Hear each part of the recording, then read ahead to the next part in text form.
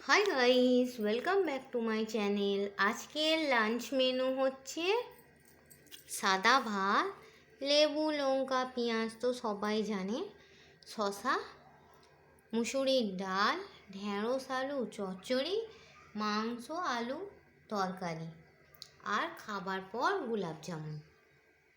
ঠিক আছে বন্ধুরা, মাংসের তরকারির কালারটা জাস্ট দেখো, আলুটা এত সুন্দর গলেছে মাংসর সঙ্গে, কি বলবো বন্ধুরা। সিম্পল লাঞ্চ মেনু: সাদা ভাত, লেবু, লঙ্কা, পেঁয়াজ, মুসুরির ডাল, ঢেঁড়স চচ্চড়ি, মাংস আলু তরকারি আর খাবার পর গোলাপ জামুন।